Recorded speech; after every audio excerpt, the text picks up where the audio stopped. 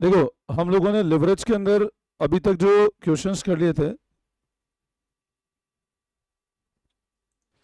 अच्छा, अब मेरे को बताओ, लिवरेज में जो मैंने आपको पिछली क्लास में होमवर्क दिया था, हम लोगों ने एक तो 20 सेकेंड का मैंने आपको फर्स्ट और सेकंड पार्ट दिया था, कर लिया आप लोगों ने? 20 सेकेंड का फर्स्ट पार्ट, ए पार्ट बोला था ना मैंने होमवर्क करने का। 20 सेकेंड या 16 शायद सेम था। हाँ, 16 और 20 सेकेंड एक ही था, वो एक ही पार्ट था। 16 का हो गया फर्स्ट पार्ट। कितना आ रहा है एक बार चेक कर लो। फाइनेंशियल लिवरेज कितना आ रहा है? 1.25 आ रहा है सबका? चेक करो। 16 का फर्स्ट पार्ट 1.25 फाइनेंशियल लिवरेज हो गया। अच्छा, second part PV ratio and EPS. What is PV ratio? किसी का भी नहीं हुआ पीवी रेशियो? अरे किया नहीं किया? अरे यार, एक दिन की छुट्टी थी फिर भी नहीं किया एक भी क्वेश्चन। हाँ, चलो देखो, 20 सेकेंड 16 से मैं कराया था पूरा। ऑपरेटिंग लिवरेज 2:1 है, कंबाइंड लिवरेज 2.5:1 है, तो फाइनेंशियल लिवरेज तो निकालो फटाफट। क्या होता है? तो 2.5 ऑपरेटिंग लिवरेज कितना है? 2। तो कितना आ रहा है फाइनेंशियल लिवरेज? ये तो पार्ट फर्स्ट हो गया। 16 और 22 एक ही है ना? करो, ये वाला हो गया। अच्छा, बी पार्ट देखो, calculate PV ratio and EPS ना। अपने को पीवी रेशियो और ईपीएस निकालना है। मैंने जो जो होमवर्क दिए थे वो किए थे कि नहीं किए? उसके अलावा जो दिए वो वाले होमवर्क नहीं करते हो तुम लोग। पीवी रेशियो, ऑपरेटिंग लिवरेज क्या होगा? C upon EBIT. Fix cost interest हटाकर है 340, सेल्स 50 लाख है, 30,25,000 के डिवेंचर है, 8% का ब्याज है, तो इंटरेस्ट निकल जाएगा।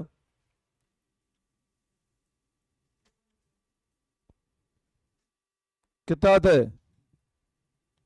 निकालो, 30,25,000 का 8%।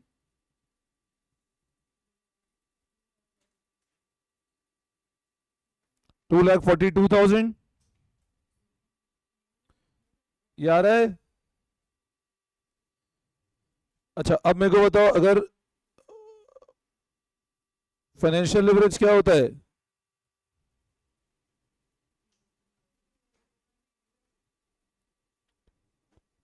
1.25 इक्वल टू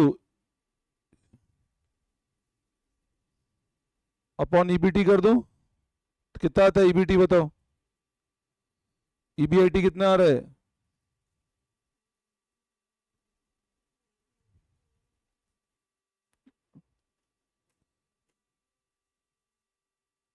तो 0.25 ईबीटी इक्वल टू 2,42,000।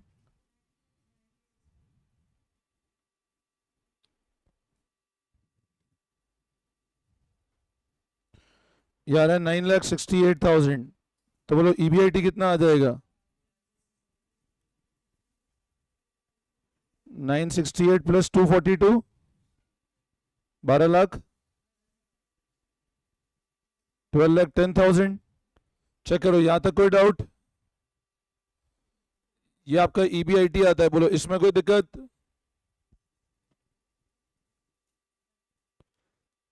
ये क्लियर है?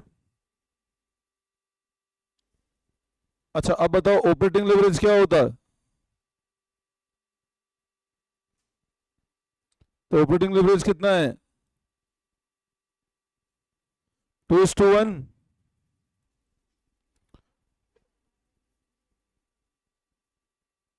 तो कंट्रीब्यूशन कितना आता है बताओ?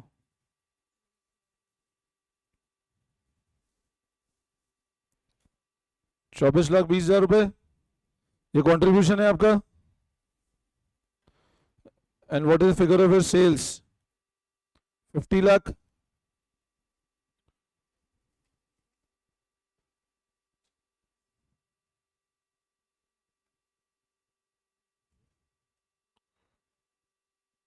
कितना आ जाएगा?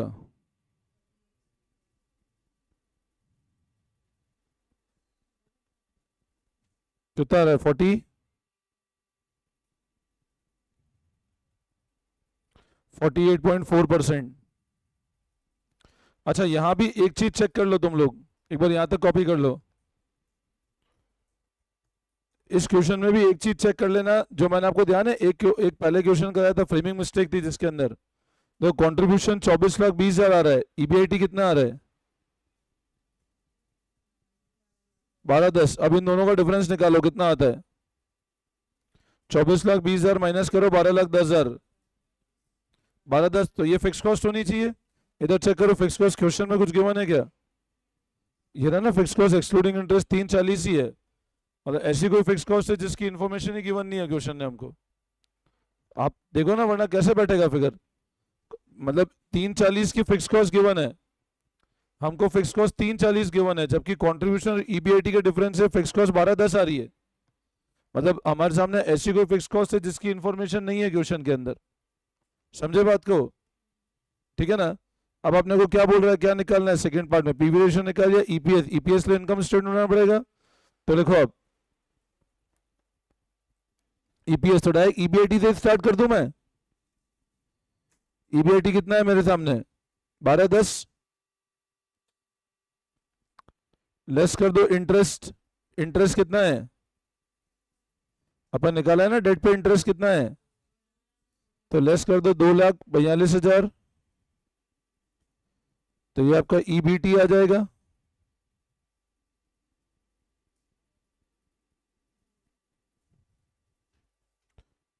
नौ 68, टैक्स की रेट गिवन है क्या, तो लेस कर दो टैक्स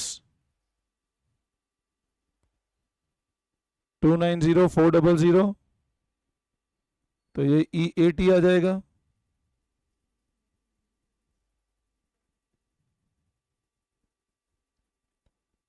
और नंबर ऑफ इक्विटी शेयर्स कितने हैं, what are the number of equity shares, 34 lakh, और 10 रुपये का है क्या, मतलब 3,40,000, तो ये आपका ईपीएस आ जाएगा। कितना आ रहा है चेक करो,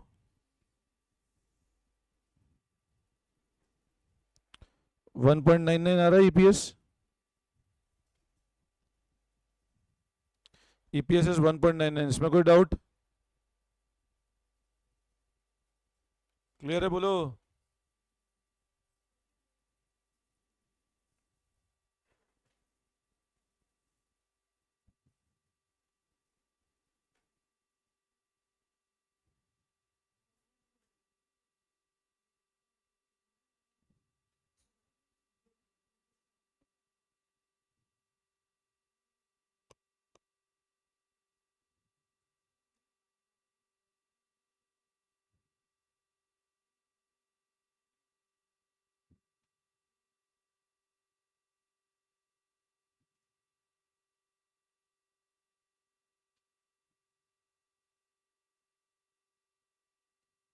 हो गया,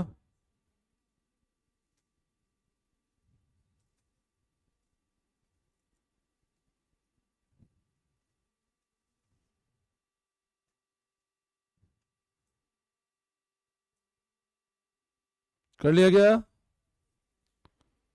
अच्छा अब ईपीएस हो गया अपना। अगला देखो, if the company belong to an industry, मतलब कंपनी मान लो ऐसी इंडस्ट्री के अंदर बिलोंग करती है, सुनना ध्यान से, क्या बोल रहा है, अगर कंपनी ऐसी इंडस्ट्री को बिलोंग करती है, इंडस्ट्री मतलब इंडस्ट्री समझते हो ना, मतलब ग्रुप, और फॉर्म उसका एक यूनिट होता है।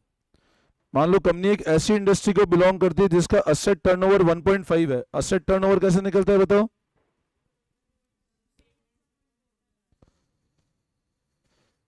तो ये बताओ, इट हैज अ हाई और लो असेट टर्नओवर, तो कंपनी का असेट टर्नओवर ज्यादा है कि कम है, तो अब आप बताओ असेट टर्नओवर का फॉर्मूला क्या है, सेल्स अपॉन टोटल असेट, तो सेल्स कितनी गिवन है हमको, तो लिखो आप asset turnover of the industry, overall industry का टर्नओवर 1.5 है, फिर लिखो asset turnover of company,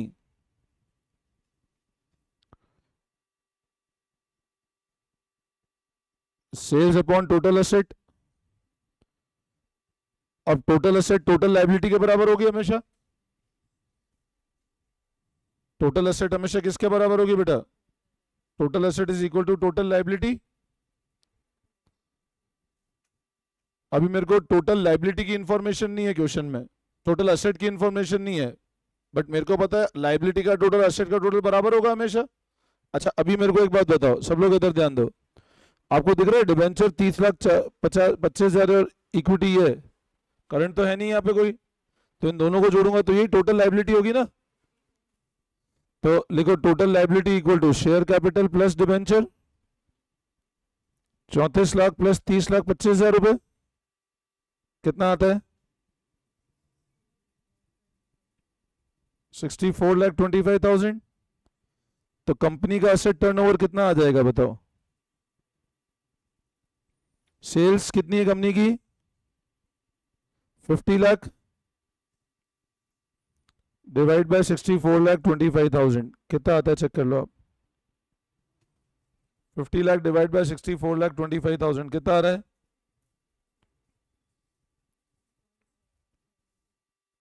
0.778।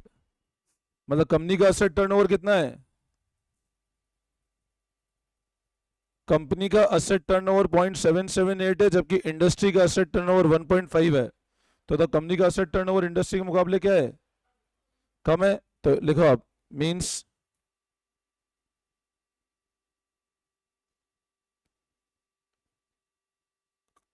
Company have low asset turnover as compared to industry standard।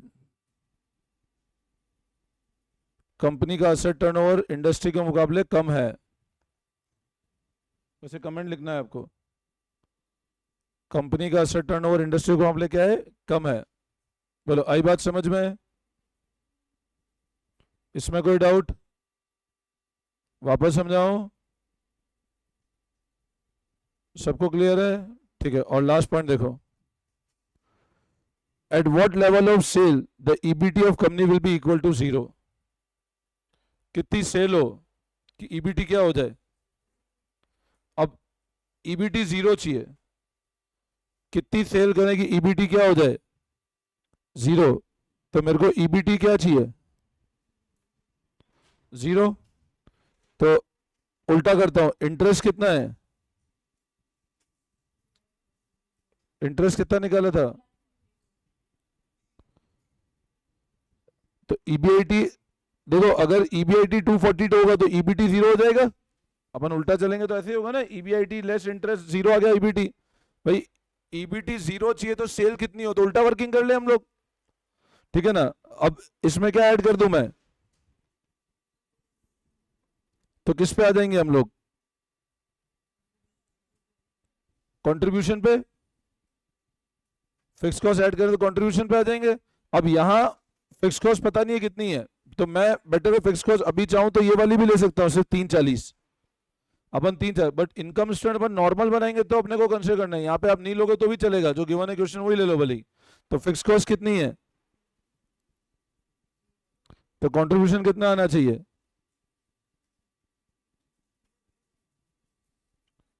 मतलब अगर कंट्रीब्यूशन 582 है, फिक्स कॉस्ट लेस करो, EBIT लेस करो, तो EBT 0 हो जाएगा। और पीवी रेशियो कितना निकाल रखा है अपन ने? चेक करो ऊपर, पीवी रेशियो अपन ने निकाला है 48 पॉइंट, तो 582 अपॉन 48.4%, कितनी सेल आती है चेक कर लो? 12 लाख।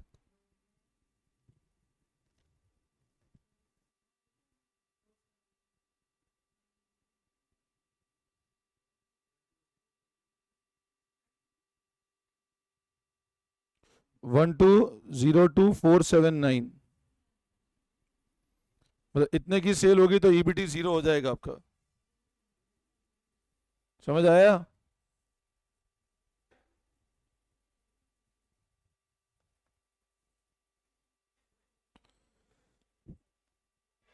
इतने की सेल करोगे तो EBT 0 हो जाएगा आपका। मतलब अगर सेल 1202479 की हो तो EBT 0 हो जाएगा अपना, है ना। बोला कितनी सेल होगी ईबीटी जीरो हो जाए, तो इतनी सेल होगी तो ईबीटी जीरो हो जाएगा। बोलो आई बात समझ में? कोई डाउट? क्लियर है बिल्कुल सबको?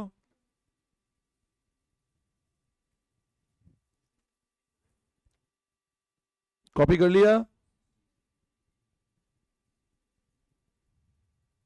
तो अपना 23rd भी कंप्लीट है अब, ठीक है? 22nd sorry. अच्छा 22nd के अलावा बता दो मेरे को एक बार, जो होमवर्क दिया उसमें कोई डाउट है? होमवर्क दिया उसमें ये वाला कर लिया तो हो गया था अपना, उस दिन बता दिया था मैंने। 16 और 22 सेम ही है ना, तो एक वाली कट कर देना, उसका नंबरिंग एक ही कर देना, 16 कर लो 22 कर लो। और कोई दिक्कत है क्या? अभी लिवरेज में कोई डाउट? ठीक है।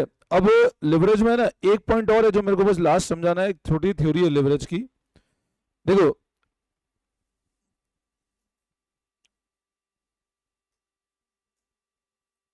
लिवरेज के अंदर है ना एक दो पॉइंट और समझ लो सब लोग, कि जब भी हम लोग लिवरेज की लिखो आप, इंटरप्रिटेशन ऑफ लिवरेज, ये थ्योरी है interpretation of leverage.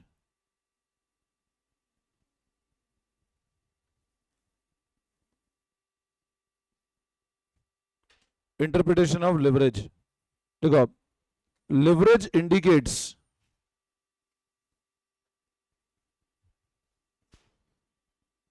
risk capacity of the firm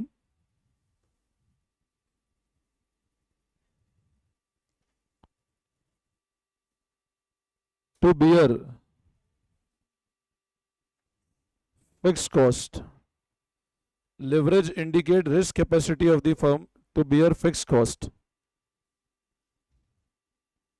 leverage क्या बता रहा है? फर्म की रिस्क कैपेसिटी क्या बियर करने की?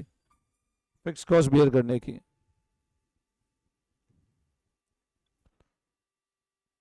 Operating leverage indicates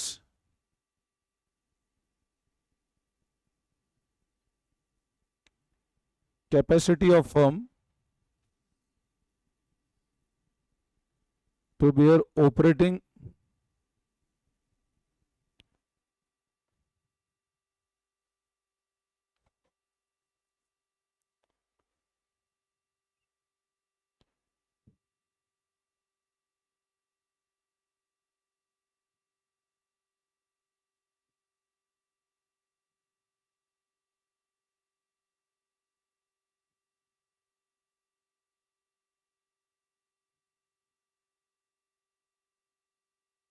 high operating leverage indicates high operating risk. मतलब लेवरेज क्या बताता है? फर्म की रिस्क टेकिंग कैपेसिटी। अब मान लो ऑपरेटिंग लेवरेज ज्यादा है, मतलब फर्म की ऑपरेटिंग रिस्क ज्यादा है। High operating leverage indicate high operating risk, मतलब ऑपरेटिंग रिस्क ज्यादा है, एंड वाइस वर्सा।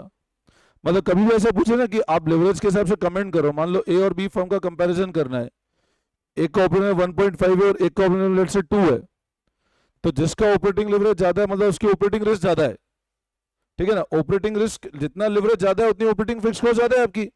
तो higher the level of operating leverage मतलब high is the operating risk, ठीक है ना? एंड सेम लिख दो आप, financial leverage indicates financial risk. High financial leverage means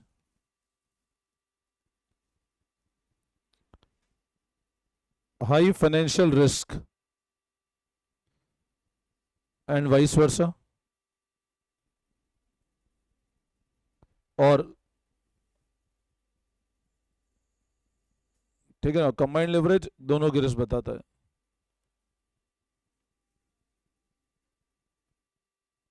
high combined leverage means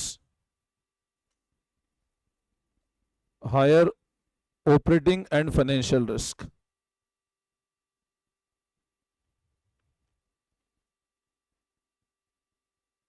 तो लेवरेज एक तरह से जितना ज्यादा है उतनी रिस्क क्या होगी आपकी? ज्यादा। फिक्स कॉस्ट की रिस्क ज्यादा है ना?